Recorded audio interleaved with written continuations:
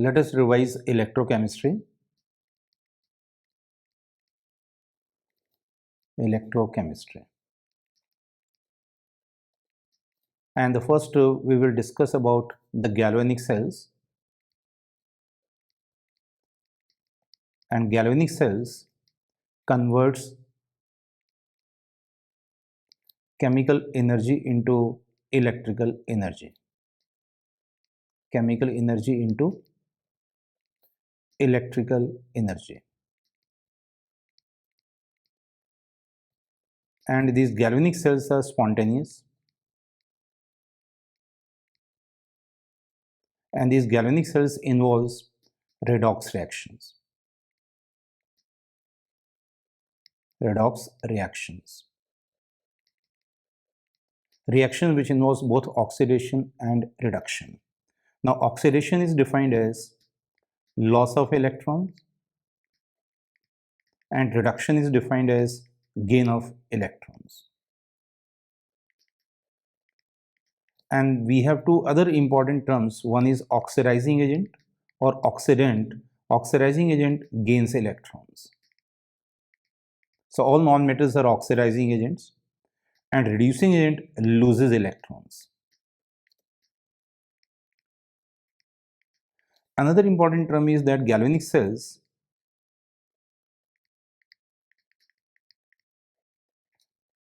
consist of two electrodes.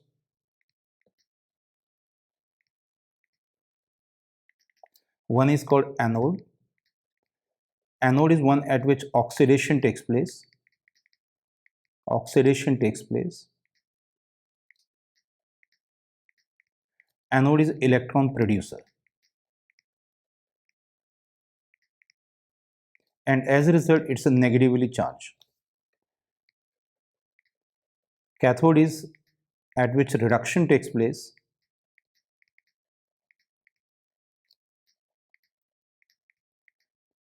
Electron consumer. So electrons have been taken away from the cathode. As a result, it's a positively charged. Now these galvanic cells can be represented. Galvanic cells can be represented by using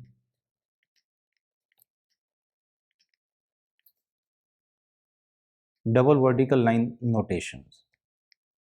Double vertical line notations. Now this is a double vertical line. On the left hand side of this double vertical line, we write anode at which oxidation takes place, and on the right hand side we write cathode at which reduction takes place. And this double vertical line also represents the salt bridge. So we always represent the galvanic cell in A, B and C form.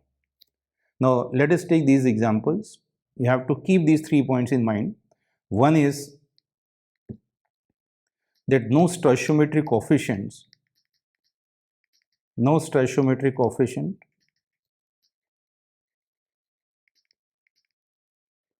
appears in the galvanic cell.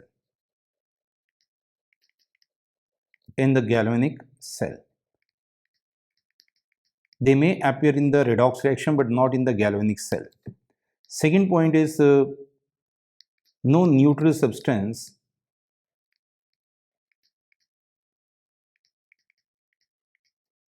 comes next to the double vertical line.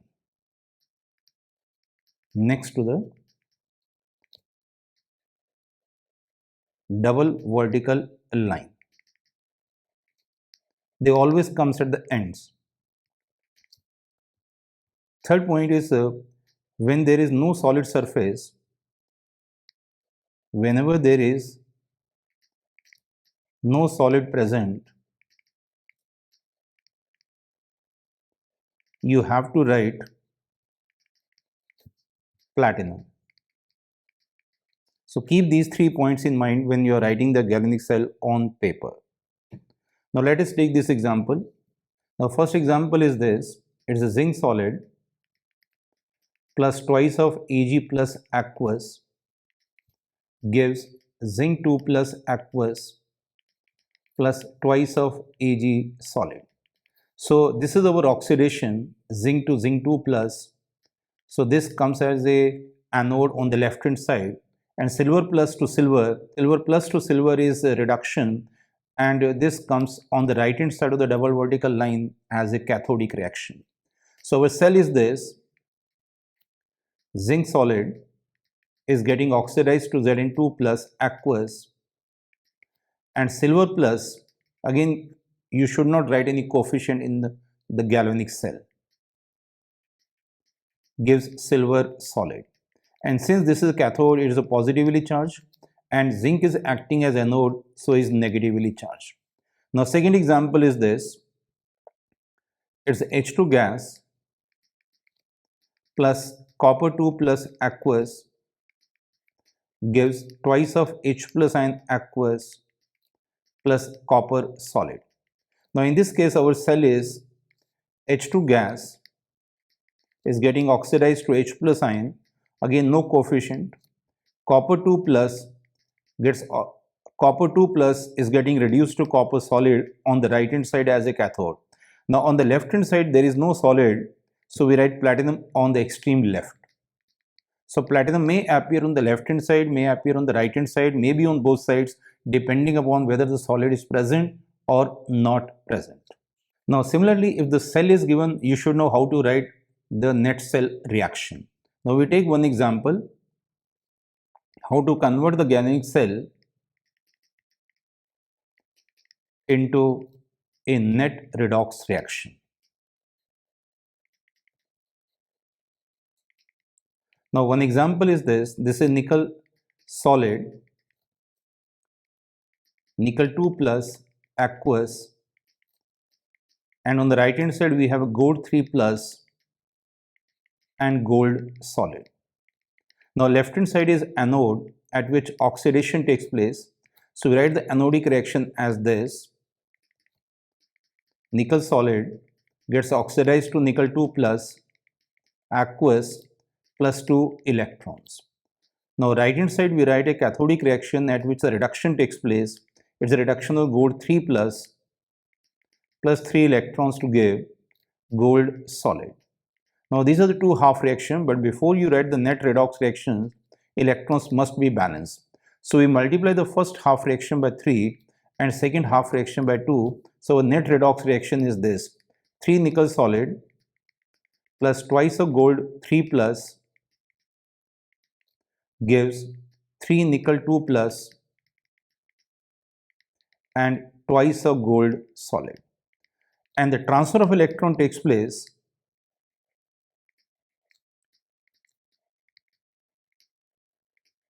from anode to cathode. And in this case, the 6 moles of electrons have been transferred.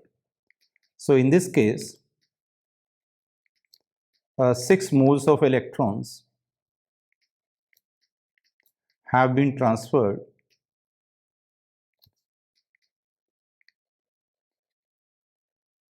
from anode to cathode.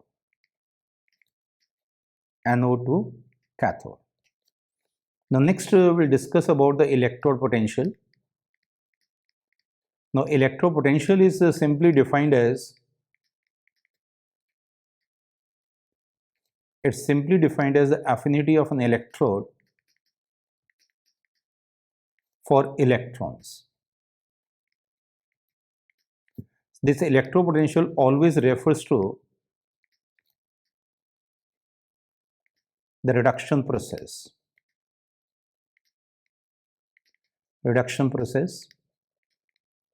Therefore, this is also called reduction potential. And you have to use only reduction potential throughout electrochemistry. And the reduction potential is equal to oxidation potential but opposite in sign. So if somehow oxidation potential is given, you change its sign, make it reduction potential, and only then use the reduction potential in your questions. The next point is this electrode potential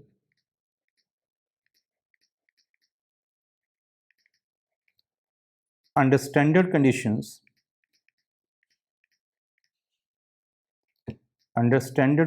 of 25 degrees Celsius, 1 bar pressure and 1 molar solution is known as standard electrode potential. Standard electrode potential, and this is called E degree. And remember, this E degree always refers to reduction. For example, if this is a reaction given, so we represent the electrode potential as E degree Mn positive oblique N. So be sure that this is reduction process. Now similarly, if you are given x2 plus 2 electrons to give twice of x negative, then E degree value will be x2 oblique x negative. And the electrode potential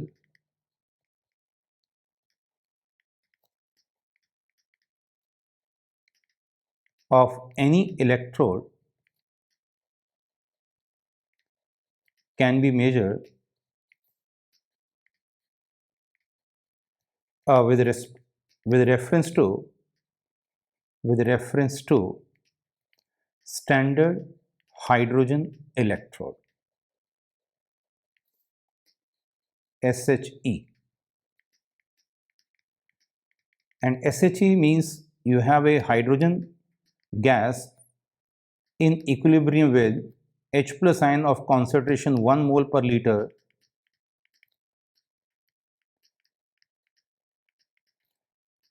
at 1 bar pressure and 25 degree Celsius. And the electrode potential of this SHE has been taken as 0 volt. Next point, any substance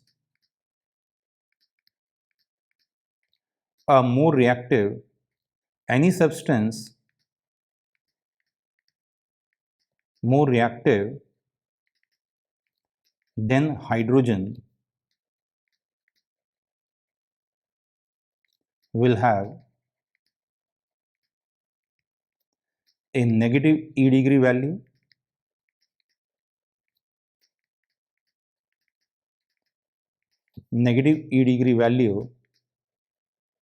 and will act as a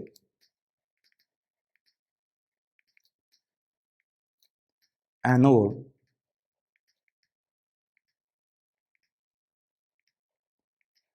with respect to SHE in a spontaneous galvanic cell.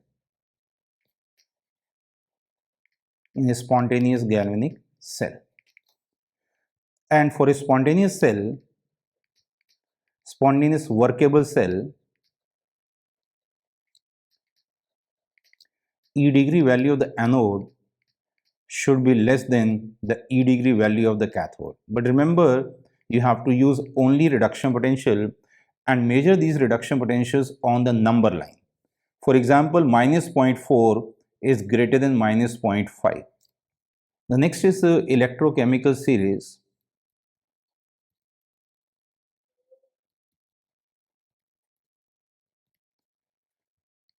Now in electrochemical series, electrode potentials have been arranged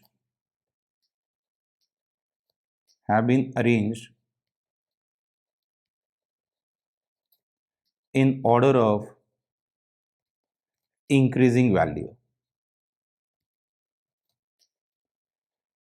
And with the help of E degree values, we can decide our electrodes, which one will act as an anode, which one can act as a cathode, which one is a better reducing agent, which one is a stronger oxidizing agent. So many things we can predict with the help of E degree values. Now the first point is that E degree value is directly proportional to the reactivity of non-metals. And you know, non-metals have a tendency to gain electrons, they have a tendency to reduce themselves. Reactivity of non-metals,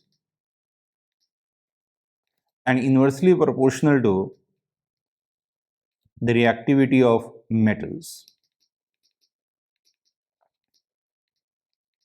But again, you have to use only reduction potentials and use E degree values only on the number line. Next point is that E degree value is directly proportional to the oxidizing power and inversely proportional to the reducing power. Inversely proportional to the reducing power. Third point is remember these three words, that low reduces high or displaces high.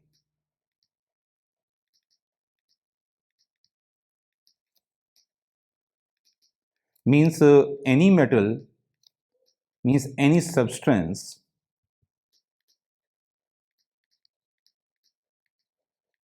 of lower E degree value can displace the substance of higher E degree value. So low displaces high or low reduces high. But you can also write that high oxidizes low.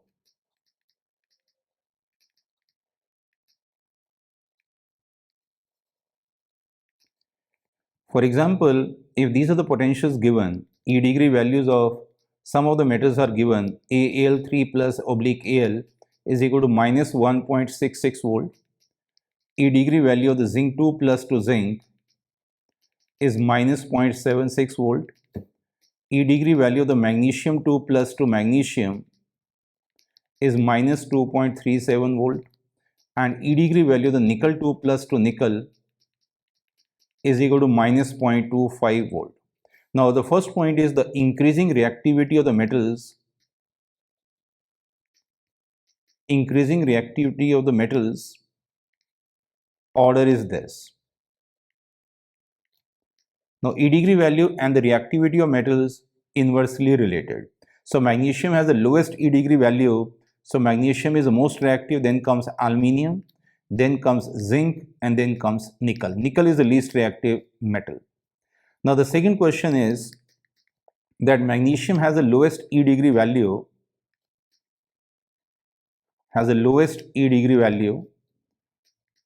and hence magnesium is the strongest reducing agent, and magnesium can displace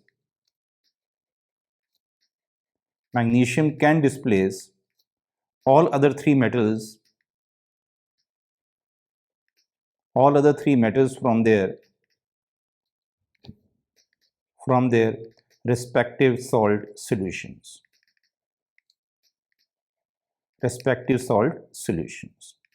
As a result, we cannot store zinc sulfate in a magnesium container, we cannot store nickel sulfate in the magnesium container. But magnesium solution can be safely stored in the other three metal containers.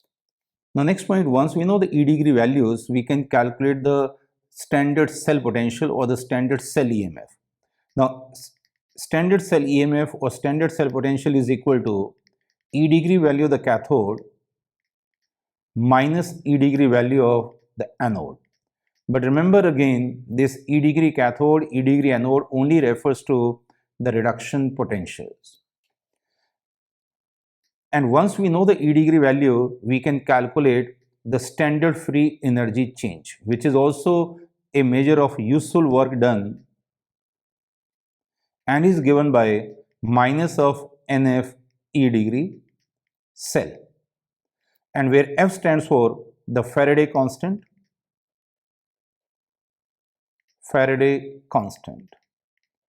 and this is equal to 96,500 coulombs per mole. It is a charge carried by 1 mole of electron, and N stands for the number of moles of electrons transferred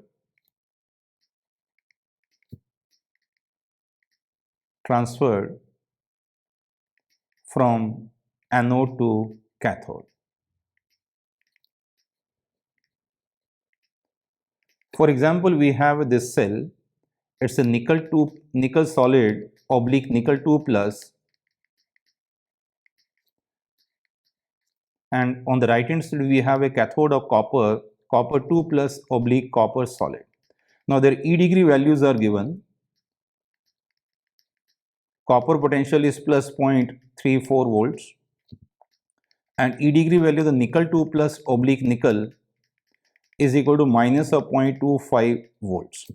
So as a result, the E degree cell in this case is E degree cathode. Now cathode is copper, so plus 0.34, anode is nickel, so minus 0.25, and this comes out to be plus 0.59 volts. This is standard cell potential. And once we know the standard cell potential, we can calculate the delta G. Now in this case, the 2 moles of electrons have been transferred, so we calculate the standard free energy change as minus 2 into 96500 into 0.59. So this is equal to minus 118 into 965. This answer is in joules per mole. And since the delta G is negative, it means your cell is feasible, cell is workable, and cell can work for a longer duration. Now next point, once we know the E degree cell, we can also calculate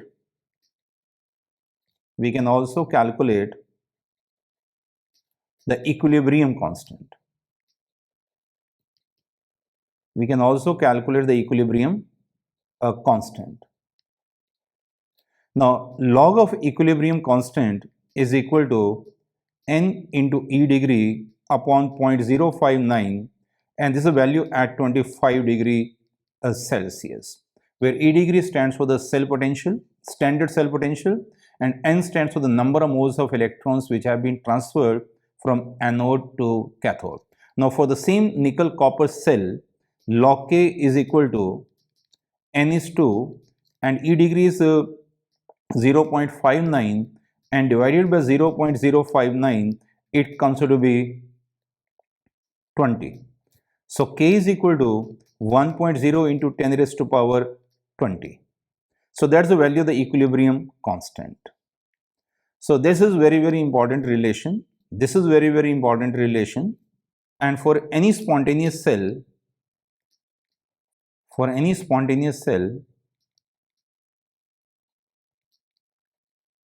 the first point is that E degree cell has to be positive, delta G degree has to be negative, and the K has to be greater than 1. Now next point, if the concentration is not equals to 1m,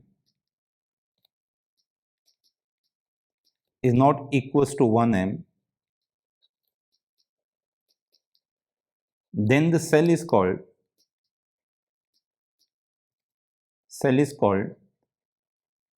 a non-standard cell.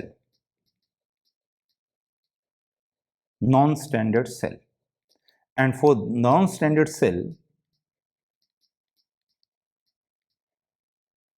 non-standard cell, we calculate the E cell, we calculate E by using the Nernst equation.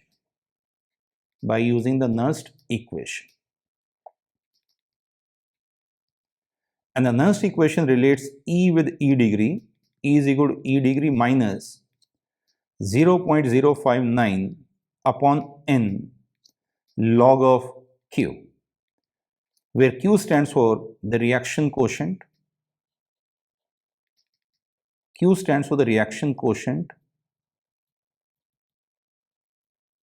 and N stands for the number of moles of electrons transferred,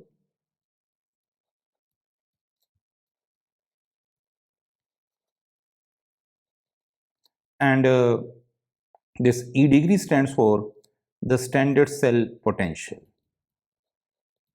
or standard cell EMF. So this is very important Nernst equation. The next point is, suppose this is a reaction given, A moles of A plus B moles of B gives M moles of M plus N moles of N. So we can write the reaction quotient as this, the products in the numerator and the reactants in the denominator. But this Q involves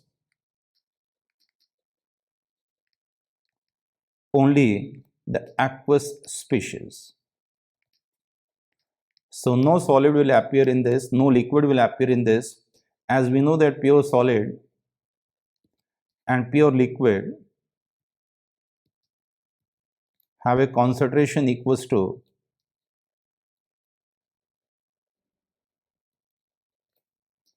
concentration equals to 1 mole per liter.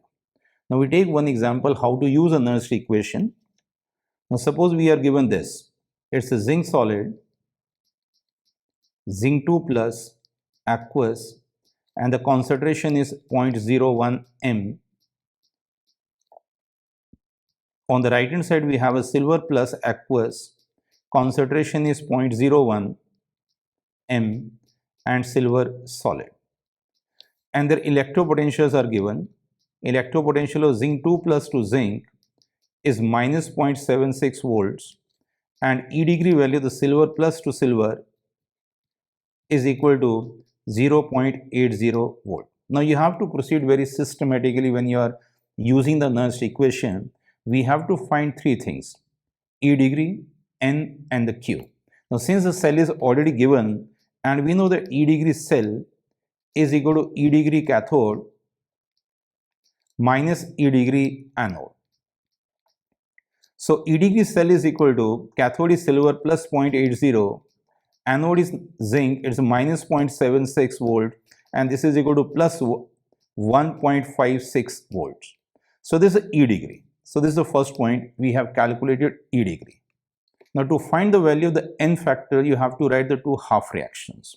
Now in this case, our anodic reaction is the oxidation of zinc to zinc 2 plus, it's a loss of 2 electrons, and cathodic reaction is a reduction of silver plus, it's a gain of 1 electron to form silver solid. But before we add these two half reactions, electrons must be balanced. So we are multiplying the cathodic reaction by 2. It means the 2 electrons have been transferred from anode to cathode, so N factor is equal to 2. Now we write the net redox reaction. It's a zinc solid plus twice of silver plus gives Zn2 plus twice of silver solid. So our Q factor is now equals to zinc 2 plus in the numerator. There will be no solid silver. Solid silver has a concentration equals to 1 mole per liter. In the denominator we write silver plus raised to power 2. Now their concentrations are already given. Zinc is 0.01. Silver plus is also 0.01 but raised to power 2. So it comes to be 10 raised to power 2. So that is Q factor, and log Q is equal to log of 10 raised to power 2, and this is equal to 2.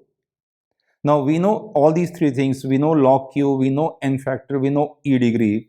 Now we will apply the Nernst equation and we calculate the E cell. Now E is equal to E degree minus 0.059 upon N log of Q. So E is equal to plus 1.56. So plus 1.56 minus 0.059 upon 2 into 2. So E cell is equal to now, so E cell is equal to plus 1.501 volt. So this is the way we have to use the Nernst equation. So this is all about the galvanic cells.